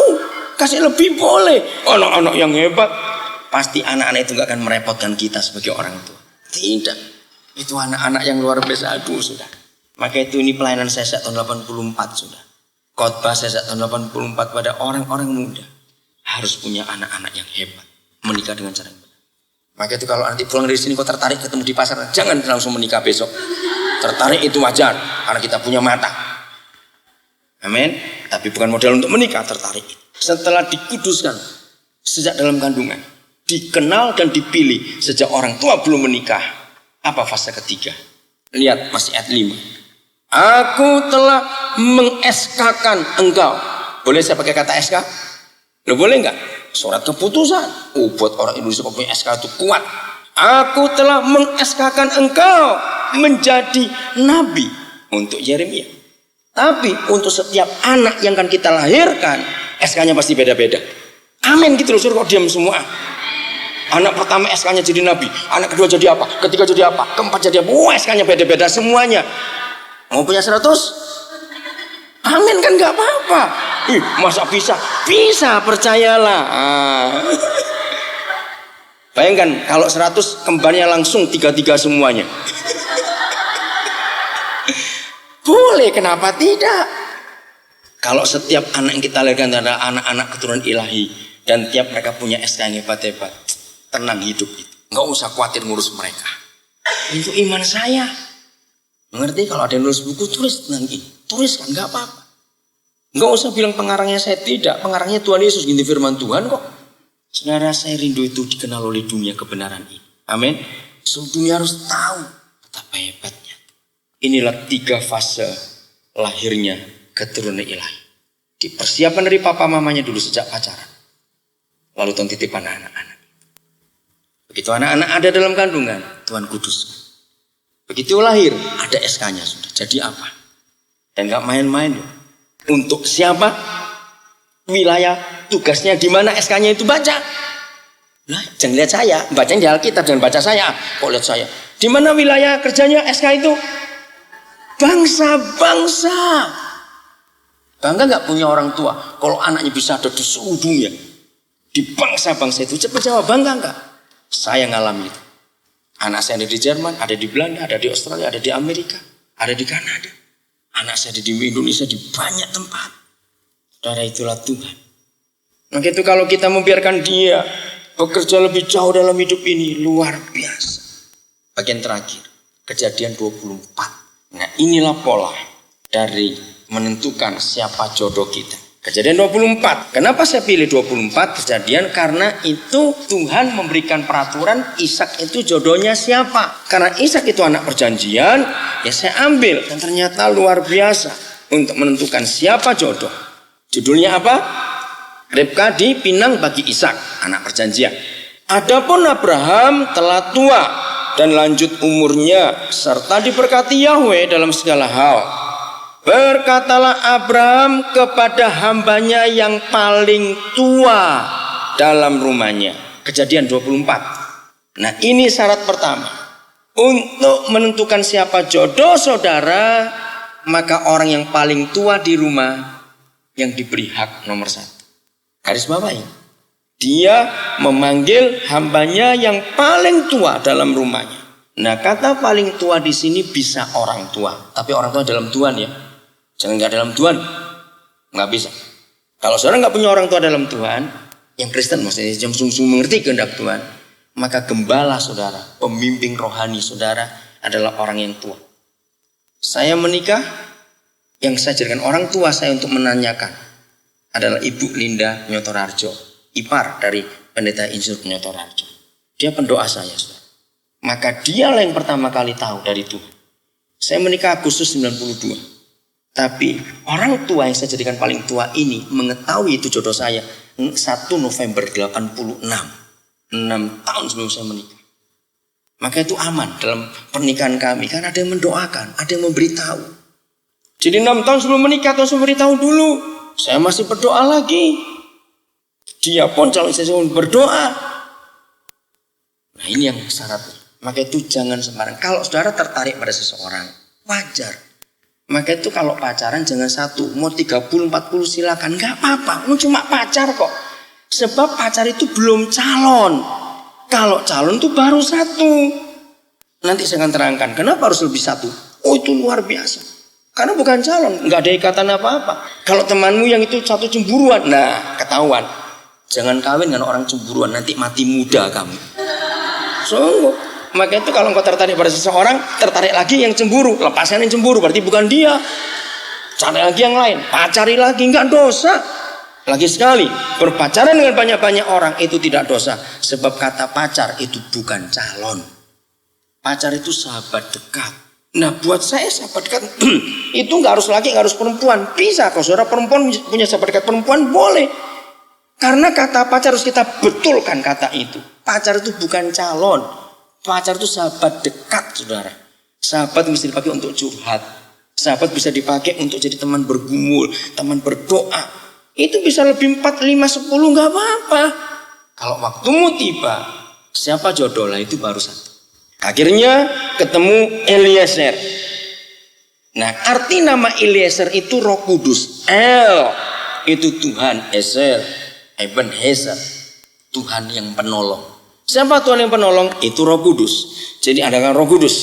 Lalu disumpah oleh Abraham. Nomor 1 cari yang paling tua. Nomor 2 pegang firman Tuhan. Begini sumpahnya. Ayat 3, supaya aku mengambil sumpahmu demi Yahweh Tuhan yang punya langit dan yang punya bumi, bahwa engkau tidak akan mengambil untuk anakku seorang istri dari perempuan antara perempuan Kanaan yang dari antaranya aku diam. Nomor 1, cari yang paling tua. Nomor 2, pegang firman, pakai sumpah. Nomor 3, syaratnya tidak boleh dari dunia. Kanaan itu gambaran dunia. Jangan dari Kanaan, dari dunia ini, orang-orang asing. Ngerti? Yang keempat, ayat 4. Tetapi engkau harus pergi ke negeriku dan kepada sanak saudaraku untuk mengambil seorang istri bagi Ishak anakku. Yang satu kerabat. Kerabat apa? Darah Yesus. Ngerti kata ini? Harus kembali ke negeriku, ke sanak keluargaku. Sanak keluarga bukan famili dekat. Bukan, yang satu suku, tidak. Ini bicara soal keluarga dalam darah Yesus. Yang keempat. Yang kelima, ayat 5. Lalu berkatalah hambanya itu kepada Abraham, mungkin perempuan itu tidak suka mengikuti aku ke negeri ini. Haruskah aku membawa anakmu itu kembali ke negeri dari mana Tuanku keluar? Tetapi Abraham berkata kepadanya, awas, jangan kau bawa anakku itu kembali ke sana. Yahweh Tuhan yang punya langit yang telah memanggil aku dari rumah ayahku serta dari negeri sanak saudaraku, dan yang telah berfirman kepadaku serta bersumpah kepadaku, demikian seterusnya. Yang keberapa tadi? Kelima. Kalau saudara punya pacar, punya calon, tetapi hidupmu makin kembali ke dunia, ingat sumpahnya, awas, jangan anakku kembali ke negeri yang lama itu. Ngerti kata ini? Kalau saudara kenalan dengan seseorang, walaupun orang Kristen, aktivis gereja, pelayan Tuhan, tapi hidupmu makin jauh dari Tuhan kembali ke dunia, itu pasti bukan jodoh. Mengerti? Yang keenam, ayat 12. Lalu berkatalah ia, Tuanku Abraham, buatlah kiranya tercapai tujuanku pada hari ini. Tunjukkanlah kasih setiamu kasih setiamu kepada Tuanku Abraham. Di sini aku berdiri dekat mata air, dan anak-anak perempuan penduduk kota ini datang keluar untuk menimba air. Kiranya terjadilah begini, anak gadis yang kepada siapa aku berkata, tolong miringkan buyungmu itu supaya aku minum, dan menjawab, minumlah, dan unta-untamu juga akan kuberi minum. Dialah kiranya yang kau tentukan bagi hambamu. Yang keenam, boleh minta tanda. Hari itu Eliezer sudah sampai ke negeri asalnya tuannya Abraham, tapi bingung. Gadis keluar semua, cantik-cantik semua. Bingung dia, yang mana ini? Nah, dia minta tanda, saudara. Lihat ayat yang ke-10. Kemudian hamba itu mengambil berapa ekor unta? 10. Unta itu binatang yang minumnya paling banyak. Seekor unta, saudara, bisa 100 liter lebih. Karena dia punya gelambir, punya kantong air di lehernya. Maka itu unta bisa jalan puluhan hari di padang gurun tanpa minum, sebab dia punya tandon air di tubuhnya. Nah sekarang bayangkan, tandanya ya, minta. Tandanya macam-macam. Kalau minta tandanya berat-berat sekalian. Jangan yang enteng gini, Tuhan kalau minggu depan dia ngajak saya makan bakso itu jodoh. Cuma makan bakso jangan jadi tanda, terlalu murah itu. Tanda yang berat-berat sekali. Entah apa urusan saudara nanti dengan Tuhan untuk meyakinkan jodoh atau tidak dari itu. Yang ketujuh, ini tanda luar biasa. Kalau ada gadis memberi minum timnya Eliezer, berapa orang itu puas minum, lalu unta 10 puas minum semua. Dia nimbanya berapa kali? Belum ada jet pump, pompa sanyo zaman dulu. Maka tanda keenam, jodohmu harus orang yang rajin. Jangan kawin dengan orang malas, supaya kamu gak jadi pembantunya nanti. Rajin, rapi, bisa ngatur hidup, itu tanda yang ketujuh. Nah saudara, dari situ Ribkah dipinang, dibawa pulang kepada Abraham, dinikahkan dengan Ishak, lahir Yakub, dari Yakub lahir Israel, lahir Daud, lahir Yesus Tuhan kita. Itu yang Tuhan mau. Ayat terakhir, Rut pasal 4. Pasal 4 ayat terakhir sudah. Saya diberi ilham Roh Kudusnya sampai kaget. Rut 4 ayat 18 sampai 22. Inilah keturunan Peres. Peres memperanakan Hesron. Hesron memperanakan Ram. Ram memperanakan Aminadab. Aminadab memperanakan Nason. Nason memperanakan Salmon. Salmon memperanakan Boas. Boas memperanakan Obed. Obed memperanakan Isai. Dan Isai memperanakan Daud. Roh Kudus suruh saya belajar ayat ini. Saya bantah. Mau khotbah apa? Cuma nama orang memperanakan. Nama orang memperanakan. Khotbah apa ini? Ketika dia berkata, Daniel, aku ingin tahu engkau begini. Untuk aku mendapatkan Daud, aku perlu persiapan berapa generasi. Saya hitung saudara, 9. Dari Peres saudara hitung sampai Isai itu 9. Sampai Daud 10. Saya menangis. Hanya untuk menemukan satu keturunan ilahi namanya Daud. Papa harus buat 10 generasi. Ngerti nggak ilustrasi? Maka itu kalau saudara ingin punya anak yang benar, persiapan pernikahan amburadul kacau balau. Yang lahir bukan anak ilahi. Ngerti firman ini? Hanya untuk dapat Daud, dia menyiapkan 9 sampai 10 generasi. Saya kagum. Itu pun masih bisa gagal. Ngerti sekarang saudara? Mari kita mengambil itu.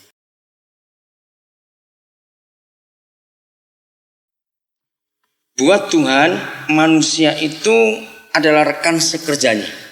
Nah, konsep ini harus kita miliki dulu karena temanya generasi membangun reruntuhan. Nah, kalau diajak membangun berarti itu teman sekerja. Nah, konsep ini harus kita miliki dalam kehidupan kita sebagai teman sekerja. Karena kalau kita tidak memiliki konsep ini, maka kekristenan kita, maaf, ya seperti kebanyakan di seluruh Kalimantan ini. Tradisi saja. Saya beri contoh. Misalnya saudara semua sekarang ini bukan mahasiswa, sudah jadi kontraktor. Ya, kontraktor, anggap aja begitu. Waktu itu ada kesibukan yang luar biasa dalam hidup saudara sebagai kontraktor di sini. Tiba-tiba Presiden Megawati panggil saudara untuk ke Jakarta. Kira-kira kalau kontraktor dipanggil Presiden itu dikasih proyek enggak? Coba jawab, dikasih proyek tidak? Pasti. Nah, begitu sibuknya kita. Tapi Presiden panggil, jujur, ditinggal enggak yang sibuk di sini? Kalsel. Betul? Dan itu wajar. Mengapa? Sesibuk apapun saudara bisa tinggalkan. Karena Presiden yang panggil akan dijadikan rekan sekerjanya. Ada proyek. Nah, konsep ini yang hampir tidak dimiliki oleh sebagian besar orang Kristen. Bahwa kita ini teman sekerja Tuhan. Ini yang sungguh-sungguh luar biasa. 1 Korintus 3 ayat yang ke-9. Perhatikan. Supaya kita tahu mulai hari ini apa yang Tuhan inginkan dalam kehidupan kita. 1 Korintus 3 ayat yang ke-9. Luar biasa firman ini. Ya, 1 Korintus 3 ayat yang ke-9. Karena kami adalah kawan sekerja Tuhan, partnernya. Dan kamu adalah ladang Tuhan, bangunan Tuhan. Nah, karena dia mengajak kita untuk membangun, maka kita ini partnernya, teman sekerjanya. Nah, membangun apa? Dalam pergumulan panitia disebut membangun reruntuhan. Kalau disebut membangun reruntuhan, berarti ini sudah pernah ada bangunan, cuma runtuh. Betul? Nah, ayat ini yang menolong kita. Lalu bangunan apa yang kita harus bangun lagi dari reruntuhan itu? Jelas sekali, yaitu ladang Tuhan dan rumah atau bangunan Tuhan. Itu yang Tuhan rindukan dalam kehidupan kita. Saya kembali beri contoh tadi. Sekalipun sebagai kontraktor suatu saat saudara nggak punya uang. Karena uang yang harus dibayarkan kepada saudara belum diambil misalnya. Tiba-tiba Presiden panggil saudara untuk bangun rumahnya yang mau direnovasi. Saya mau tanya kepada saudara, kira-kira walaupun nggak punya uang, saudara nolak atau mengiyakan? Ayo coba jawab, mengiyakan atau menolak? Mengiyakan, cari utangan dulu. Karena ini ada rumah Presiden yang perlu dibangun. Tahun berapa ya? Ginting kita ketemu waktu itu, lupa sudah. Berapa? 99. Saya bersyukur kepada Tuhan, umur saya sudah hampir 50.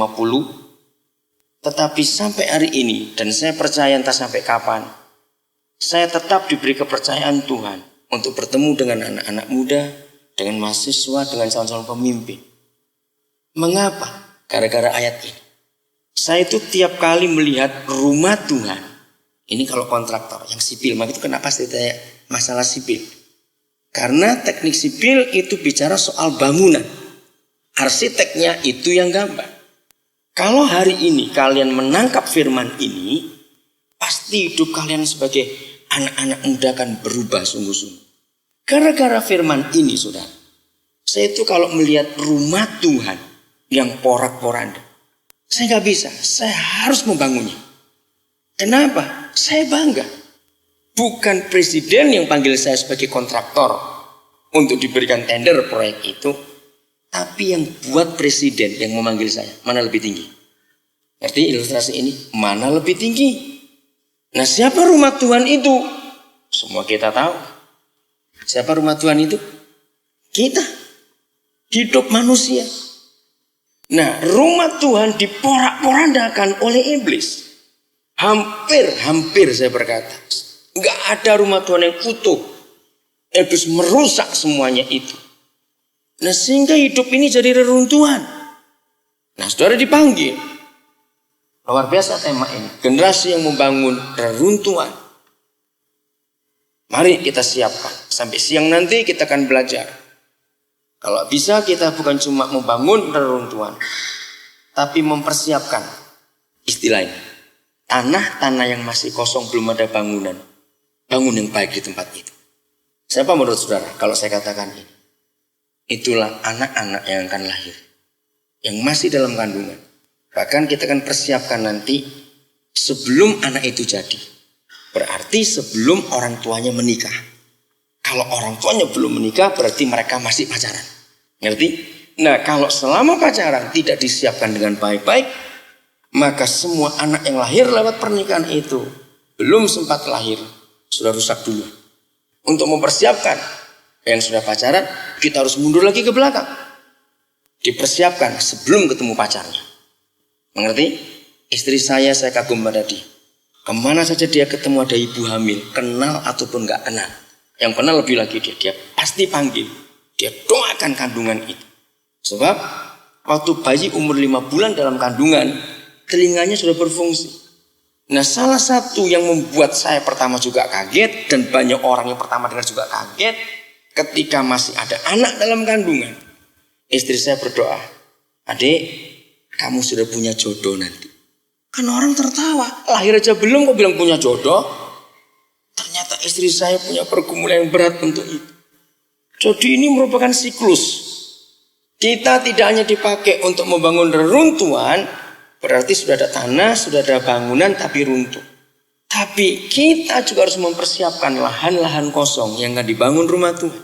Itulah anak-anak yang belum lahir, masih dalam kandungan. Lalu untuk mempersiapkan anak-anak yang belum lahir, persiapan orang tuanya, berarti belum menikah. Kalau belum menikah berarti mereka masih pacaran. Nah, selama pacaran dipersiapkan baik-baik. Kalau sudah siapan baik-baik selama pacaran, maka akan lebih baik lagi sebelum ketemu pacarnya. Ternyata mundur lagi, akan lebih baik lagi ketika dia masih anak-anak atau remaja, diberitahu. Nah, ini yang kita perlu kenal. Siap semua jadi pembangun-pembangun? Tapi kok lihat wajahnya gak semangat. Saya sudah bilang, ini lebih penting daripada dipanggil presiden. Harusnya suruh, wah iya ya. Nah, mukanya gitu, tenang aja. Yang semangat begitu untuk menerima kebenaran ini. Ini sungguh luar biasa. Tuhan mengajak kita menjadi rekan sekerjanya. Ini gak main-main untuk membangun. Nah, saya mau tanya kepada saudara, karena tahun 78 saya baca sebuah buku yang sejak hari itu saya percaya sampai Yesus datang, itu merubah cara saya berpikir. Judulnya Menuju Takhta. Sayang buku itu gak diterbitkan lagi. Tahun 80-an akhir sudah berhenti penerbitnya. Saya tanya kenapa? Gak laku buku ini. Bukunya tipis, gak sampai 80 halaman. Tapi isinya luar biasa. Penulisnya Paul Belheimer. Ditukal pasti ada. Kalau mau pinjam silakan. Ya, karena kami dari Yayasan Pesat menekankan untuk membaca. Nah, tahun 78 saya baca buku itu. Paul Belheimer berkata begini. Kalau Tuhan memakai malaikat untuk menyelesaikan pekerjaannya, perhatikan. Kalau Tuhan memakai malaikat untuk menyelesaikan pekerjaannya, pasti pekerjaannya jauh lebih cepat selesai. Ayo bicara soal reruntuhan, malaikat kerja luar biasa. Betul nggak? Malaikat itu kalau disuruh-suruh Tuhan luar biasa. Ibrani mengatakan mereka itu pelayan yang setia. Tapi mengapa Tuhan nggak pakai malaikat? Kenapa pakai kita? Padahal kok kalau pakai malaikat, renungkan sudah. Jauh lebih cepat selesai pekerjaannya. Bahkan sudah berapa abad yang lalu Yesus sudah datang ke dunia. Malaikat itu nggak perlu konsumsi, nggak perlu akomodasi, nggak perlu transportasi. Betul nggak? Bahkan kalau dia datang, belum khotbah, ayo jujur, bertobat nggak kita? Lihat mereka. Iya, lebih cepat selesai pekerjaannya. Tapi mengapa dia pakai kita? Saya menangis baca buku itu. Yang mana dia tahu kalau dia menggunakan kita, pasti lambat selesai. Sebab kita banyak aneh-anehnya. Ayo betul nggak? Belum lagi urusan sakit gigi, sakit lutut, urusan pacaran, Tuhan sudah bingung lihat kita. Belum lagi urusan ekonomi, urusan macam-macam. Nah, hargai itu. Setiap kali saya merasa lemah, ketika banyak masalah, banyak tantangan, banyak peristiwa, kalau saya ingat firman itu, saya bangkit lagi. Selemah-lemahnya saya, ternyata bagimu saya tetap berharga. Kenapa enggak pakai malaikat? Renungkan ini. Nah, saya mau tekankan ini sebagai dasar yang pertama untuk saudara miliki konsep yang salah di dalam semua gereja, semua, tidak peduli yang karismatik, Pentakosta sama, apalagi yang Protestan Katolik. Konsep itu berkata, kalau tidak lewat sekolah teologi nggak bisa dipakai Tuhan, berarti kamu punya jalur yang berbeda. Saya sudah 30 tahun lebih khotbah masalah ini untuk saya hapus kesan itu. Karena kalau hanya orang yang sekolah teologi yang dipakai oleh Tuhan, ini semua jelas penipuan setan dalam gereja. Sehingga pekerjaan Tuhan tidak pernah cepat selesai, karena masing-masing dibatasi oleh sekolah itu. Nah, Roma 6 ayat 22 itu pegangan saya. Yang belum tahu silakan baca. Kalau saya sebutkan ayat dan saudara belum tahu silakan baca. Saya nggak akan menyuruh membaca kalau saya tahu bahwa saya hafal ayat itu. Jadi saudara harus berinisiatif sendiri. Roma 6 ayat 22 itu jelas mengatakan, siapa yang ditebus, yang diselamatkan oleh darah Yesus, oleh Tuhan Yesus, maka dia jadi hamba-hamba kebenaran. Betul ayat itu? Betul? Nah, jadi hamba Tuhan dan